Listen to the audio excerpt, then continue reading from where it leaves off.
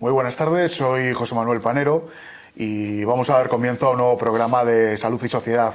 Hoy vamos a hablar de centros de día, de residencias geriátricas y de, bueno, pues sobre todo esos centros que se dedican a dar cuidado a nuestras personas mayores. Para ello hoy tenemos con nosotros a Alberto Aragón. Muy buenas tardes. Muy buenas tardes, José Manuel. Que, bueno, es director del Centro de Día de Alborada, trabajador social en la residencia. Bueno, ¿cómo se llega a ser director de un centro de día y a trabajar a su vez en la residencia?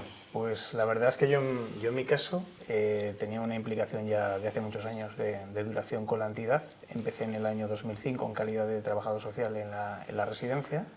Y bueno, con el paso de los años se fueron planteando nuevos proyectos digamos, para ampliar la red de servicios que daba el centro, y se planteó, entre muchos que se pusieron en la palestra a lo largo de los años, el de centro de día, utilizando unos locales que teníamos anexos a la residencia. Y bueno, en un principio la normativa fue cambiando desde que la residencia abrió en el año 2004, y para cuando nos planteamos el proyecto ya en el año 2013, pero bueno, realmente la andadura real del centro yo creo que empieza un poquitín más en el año 2016, que es cuando se firma el primer concierto. Se me plantea el proyecto de ejercer la dirección. A mí se me pidió, como a todo director de centro, una serie de titulaciones que tienes que tener relacionadas con, bueno, en mi caso, con las ciencias sociales, porque puede ser profesional de carrera o de las ciencias de la salud o de las ciencias sociales, y luego te piden pues un curso formativo, una formación que tiene que tener un mínimo de 300 horas en temas relacionados con la dirección de centros. En mi caso le duplicaba ese horario por la formación, por un máster. Y bueno, en un principio eran los requisitos que se me exigían. Tenía un compromiso con el centro, se me ofreció la dirección y bueno, la acepté, y así estamos desde entonces. ¿Desde cuándo ejerces tu profesión? Pues como trabajador social, después de un poco de tropiezos al principio de la andadura profesional en el año 2000, que es cuando finalicé la carrera, que empecé más bien en lo que sería, como muchos de mi gremio, haciendo un poco de intrusismo dentro de lo que eran educadores de centros de menores. Ya en el año 2005 es cuando me integro directamente como trabajador social en Alborada, aunque ya había habido algún proyecto de trabajador social en otras entidades de sectores distintos en años anteriores. Y bueno, pues ¿cómo fueron tus inicios en la residencia? Porque claro, viniendo de un centro de menores, de repente hacer el cambio a... Siempre fue cambiar personas pequeñas por personas mayores, ¿sí? Bueno, guay, ya te comento que hubo una serie de centros quizás un poco intermedios, ¿no? Quizás automáticamente antes venía de colectivo Mujer Maltratada, que estaba en una asociación en Torrelavega también. Y bueno, cuando empecé, pues sí, hombre, fue un cambio importante. Pero sí es verdad que te puedo decir que de todos los colectivos con los que he trabajado a lo largo de los años, quizás es con el que me siento más cómodo.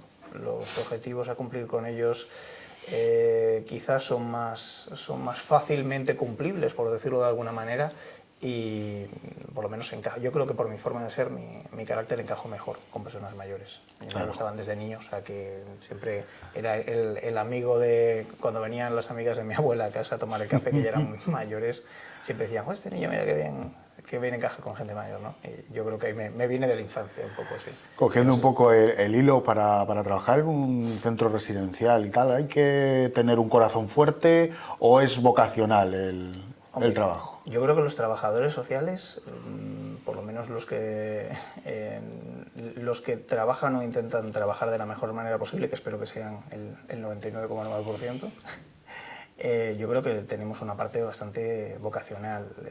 Es un trabajo que básicamente es una profesión que se basa en ayudar a las personas, a los distintos colectivos, a través de una serie de herramientas que tienes. Y bueno, dentro de las características personales que tiene que tener un buen trabajador social en un principio, pues implica pues, la empatía, la capacidad de entendimiento de la problemática, y lógicamente son profesiones en las que te tienes que volcar bastante y tienes que implicarte bastante. No es una profesión fría, es una profesión un poco emocional en ese aspecto. Lógicamente no metiéndote con una implicación total, porque si no acabarías en situaciones de depresión, me imagino, pero sí, lógicamente lo veo más cercano, o más emotivo, más emocional profesional que otro tipo de profesiones, que quizás tenemos un concepto más frío como una ingeniería, quizás, Claro. o una licenciatura en Derecho, no sé, sin menospreciar a las demás profesiones, claro.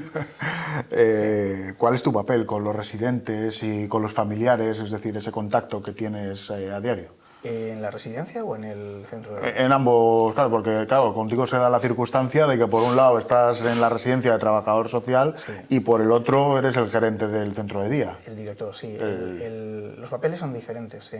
Concretamente en la residencia, en calidad de trabajador social, podríamos decir que con estos matices podríamos resumir que soy quien me encargo de la admisión de la persona cuando se produce una baja en el centro, en la residencia, porque normalmente son centros, por lo menos en el caso de la residencia, que suelen estar llenos, suelen tener todas las plazas cubiertas y se van ingresando personas a medida que hay personas que van causando baja, desgraciadamente, Claro. en la mayoría de los casos por defunción, ¿no?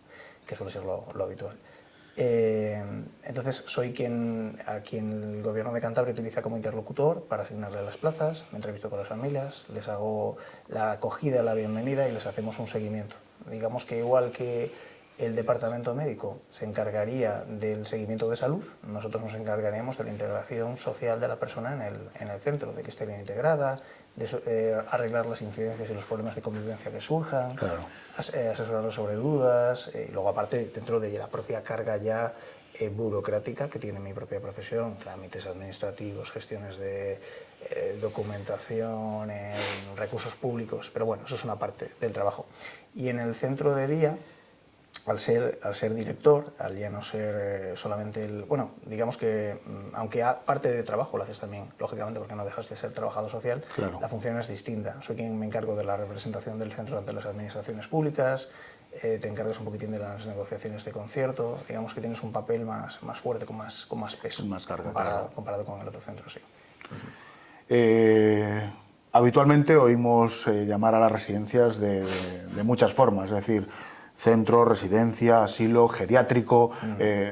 ¿Con cuál de los nombres te quedas? Es decir, ¿cuál es el que te parece a ti que es el nombre correcto, por decirlo de una manera? Hombre, mira, desde que acabé la carrera, a veces bromeo con los compañeros de profesión, porque un día le comentaba a una compañera tomándome un café que yo ya no sé cómo llamar ciertas cosas, porque como cambian tantas veces de nombre, de cómo se llamaban hace años, luego es que este término ya no vale, porque se considera peyorativo. Hay tantos cambios que al final ya no sabe uno ni qué es lo que ni qué es a lo que se dedica. Bueno, es que ahora somos...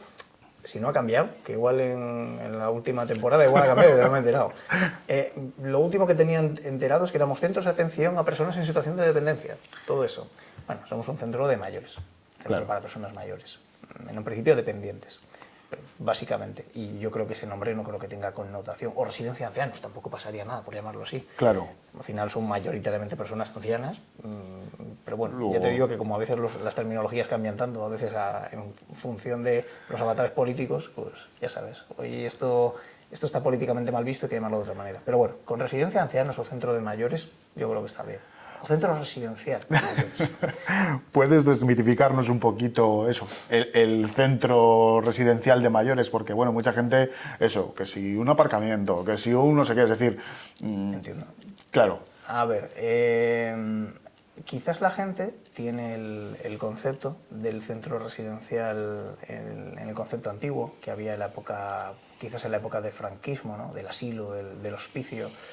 Lógicamente, hace ya muchos años que el sector se ha profesionalizado y al final, hombre, yo creo que los centros... A mí cuando muchas veces recibo a gente en la residencia y me preguntan, imagínate que me vienen a pedir plaza a mí, yo no tengo, que suele ser bastante frecuente en la modalidad privada, casi siempre cojo pacientes concertados porque es donde hay más plazas. Y me dicen, ¿a qué residencia voy? ¿Cuál es buena? ¿No? Y yo siempre les digo, a ver, que yo sepa, todas las residencias, todas se van a esforzar por trabajar bien. Es un sector muy profesionalizado, hay muchos controles de funcionamiento y yo no tengo el concepto de que haya residencias buenas o malas. Yo creo que todas se esfuerzan por trabajar bien y hacen bien las cosas. Luego, cada una con los matices de su tamaño y en función de su tamaño, los servicios que tienen, pero francamente, a día de hoy, mitos sobre residencias, yo creo que tenemos un poco quizás de esa herencia, ¿no? de la idea del centro residencial como el asilo, el aparcadero. Yo creo que ha cambiado mucho. Los centros residenciales son centros muy abiertos, se facilita que las familias vengan todo lo que puedan. para que las familias vean cómo se funciona, por lo menos el modelo que nosotros llevamos, y creo que es el que llevan muchos centros, es que la familia no tenga temores, que esté el tiempo posible en la residencia, que vea cómo funcionamos, que esté en las habitaciones con ellos, que vea las instalaciones y vea que no hay nada que ocultar. Y yo creo que eso es algo que se ve en muchas.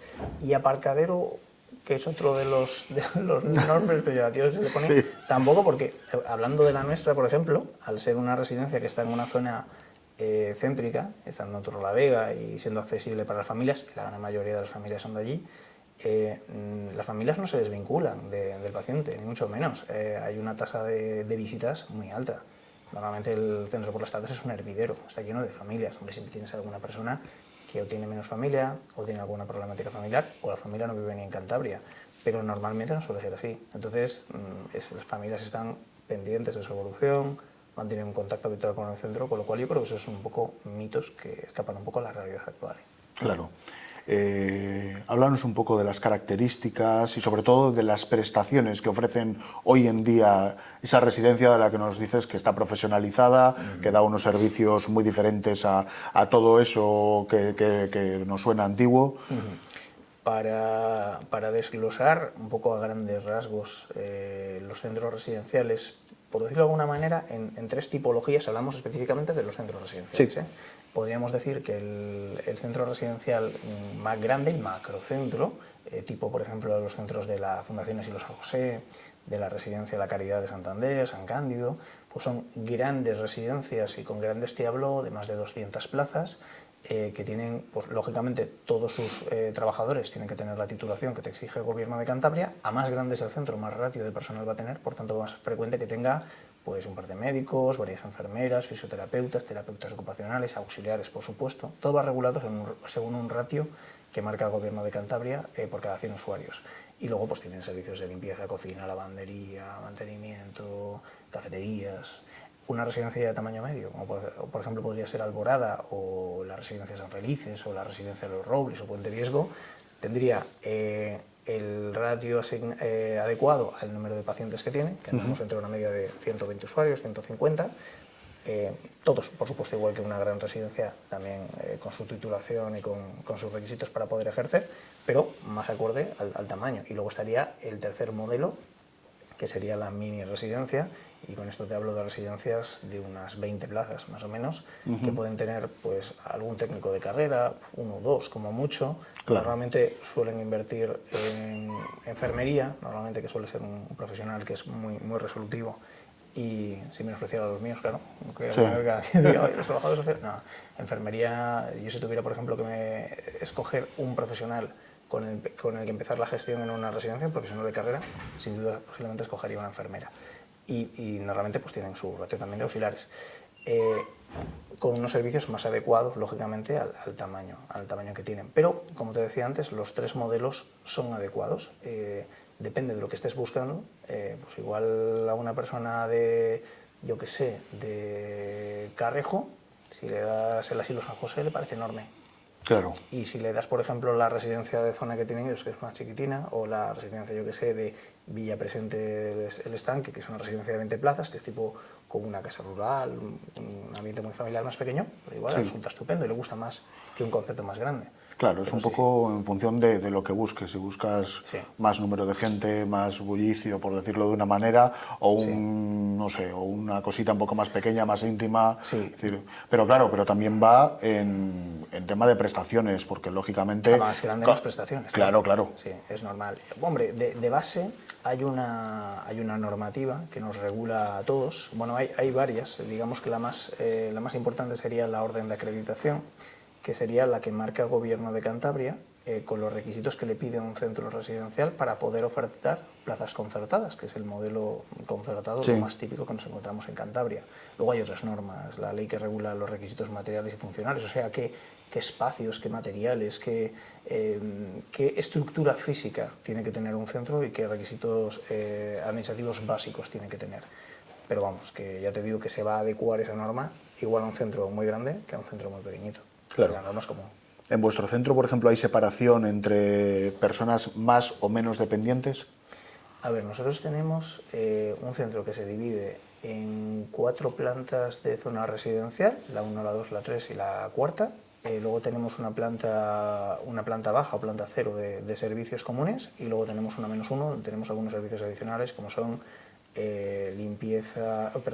lavandería, los tanatorios, las cocinas, almacenes, salón de actos y zonas de personal. La baja son las zonas de despachos, básicamente, pues el gimnasio, el departamento médico, el despacho de la directora, con la sala de juntas, la cafetería y varias salas de estar. Y luego esas plantas residenciales que te comentaba, salvo la cuarta, que es una planta que está más dedicada a pacientes muy grandes dependientes, con patologías ya muy paliativas, por decirlo de alguna manera, personas que necesitan, muchos de ellos están encamados y necesitan unos cuidados más intensos y tienen un ratio superior al del resto de las plantas, sería la única planta diferenciada. En la 3, en la 2 y en la 1 tendríamos un modelo mixto. Habría, igual en una habitación puedes tener un matrimonio que están los dos semiválidos, y en la habitación de lado tienes a 2 personas que son mucho más dependientes. Claro. Siempre intentamos, lógicamente, por motivos obvios, que haya hombre con hombre, mujer con mujer, salvo en casos de matrimonios, y que en el caso de los compañeros de habitaciones siempre sean gente que, aunque no tengan la misma situación, sí es verdad que sus patologías encajen las unas con las otras. Me explico.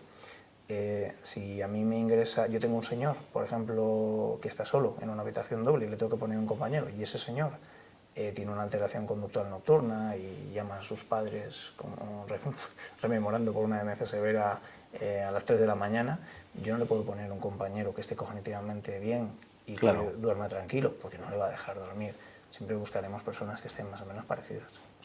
No exactamente iguales, pero sí por lo menos que no sean que no tengan modelos que choquen, o sea, que no tengan una situación, digamos, sobre todo en la noche, que es cuando más tiempo van a pasar juntos, que haya algún tipo de conflicto potencial.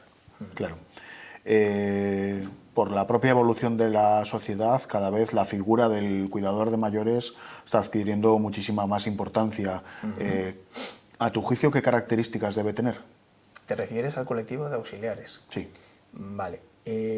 A día de hoy, yo creo que el Gobierno de Cantabria ha cogido un modelo, un proyecto de gestión residencial de futuro, que es muy conocido en el sector, que se llama el modelo centrado en la persona, que bueno, es un modelo que se ha cogido heredado de otras comunidades autónomas, como Navarra y el País Vasco, y te hablo de él porque es un modelo que pretende a la larga dar a esa figura del auxiliar un papel mucho más principal del que tiene ahora.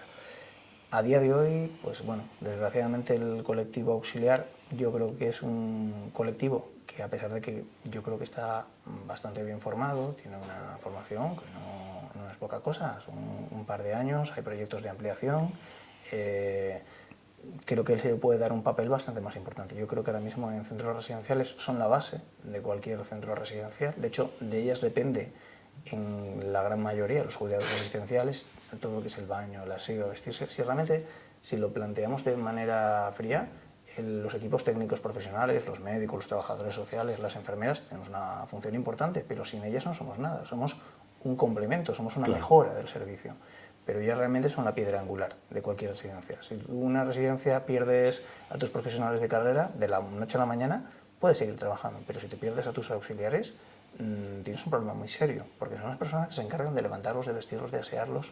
Claro. Y yo creo que es un colectivo que desgraciadamente ahora por los convenios salariales que hay, creo que tienen unas condiciones económicas que serían bastante mejorables. Y creo que con ese proyecto de futuro que ha cogido el Gobierno de Cantabria, de cara a un futuro deseable, posiblemente cojan un mayor auge, porque ese modelo se basa en, de alguna manera, perder un poquitín esa concepción del macrocentro y buscar más bien la pequeña unidad. Tiene el principio de que la unidad convivencial en un centro residencial, en pequeños grupos, por ejemplo, imagínate 10 usuarios con 2 auxiliares, se va a poder trabajar de una forma mucho más directa y mucho más familiar, que es lo que busca un poquitín el modelo. Claro. Y teniéndonos más a los profesionales de carrera como un apoyo si hacemos falta, ¿no? Y si ese modelo llega a buen puerto, yo creo que las auxiliares ahí se verán recompensadas en competencias, pero claro, eso tendrá que ir acompañado de una mejora en sus condiciones económicas. Si les pedimos más responsabilidad, también tendrían que tener más mejoras salariales. Claro.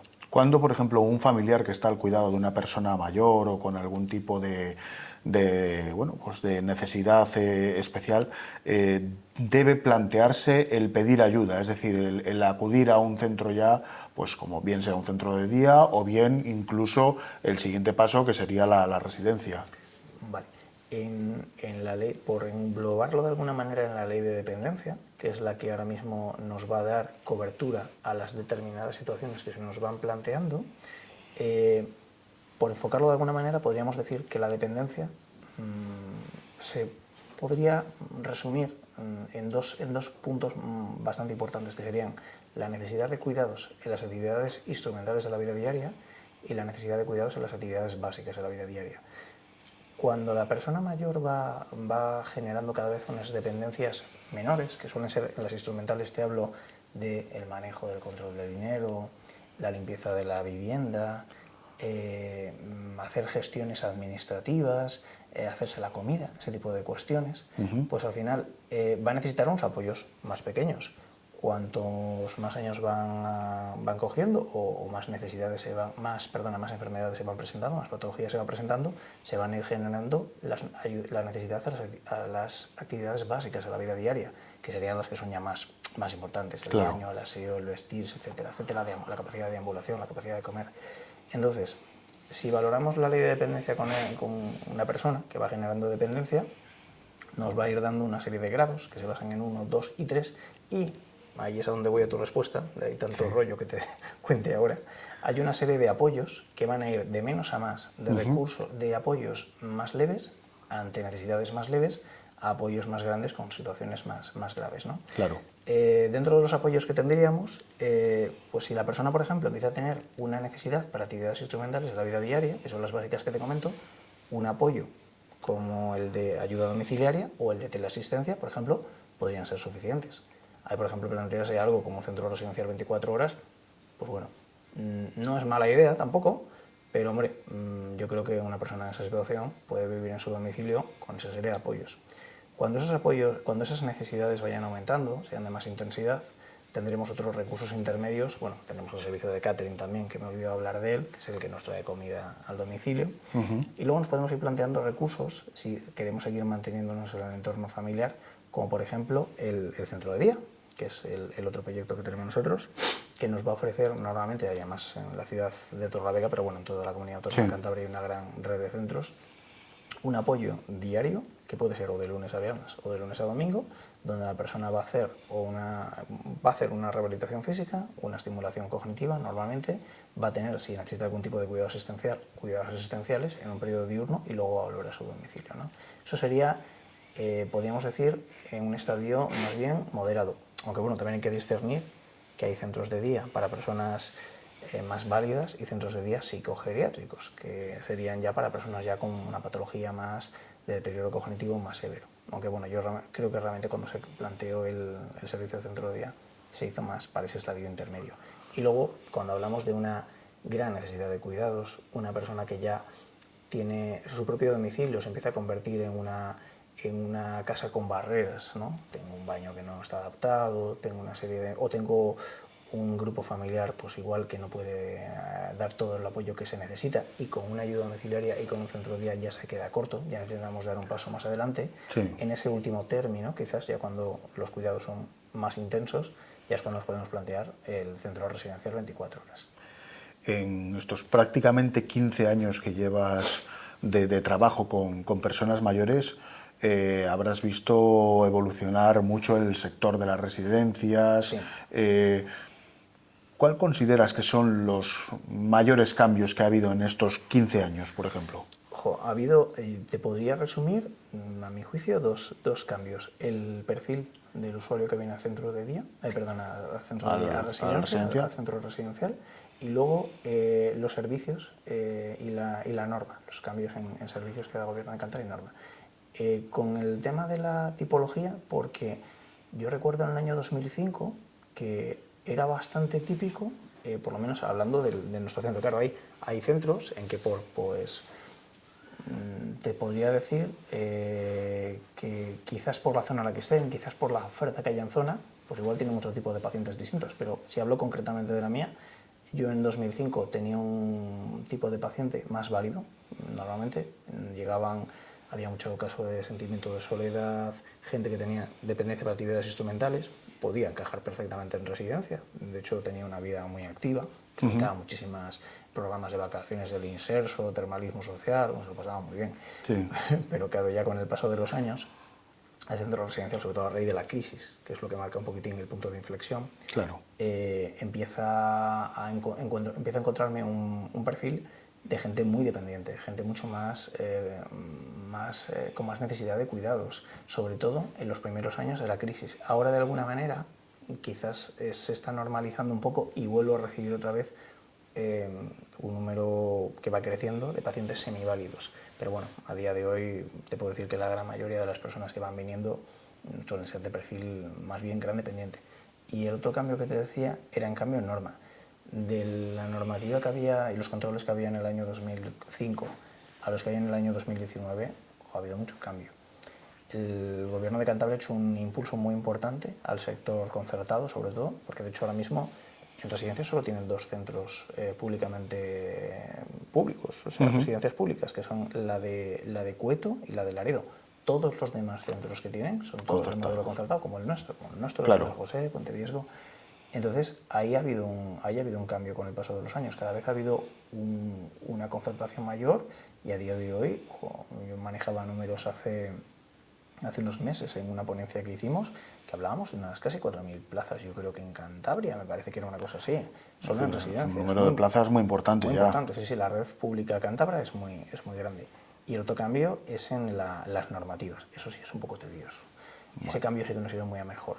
La norma cada vez se va volviéndose más compleja, cada vez se piden más cosas, cada vez es más complejo el trabajo y yo creo que una cosa que los técnicos echamos mucho de menos, la norma y la burocracia es tan grande que a veces el tiempo real que tenemos para dedicarle a los pacientes, que es a quien realmente tenemos que dedicarles tiempo, es menor, desgraciadamente. Y eso también lo marca los cambios normativos, porque te digo, ese cambio no es muy mejor, pero eso sí.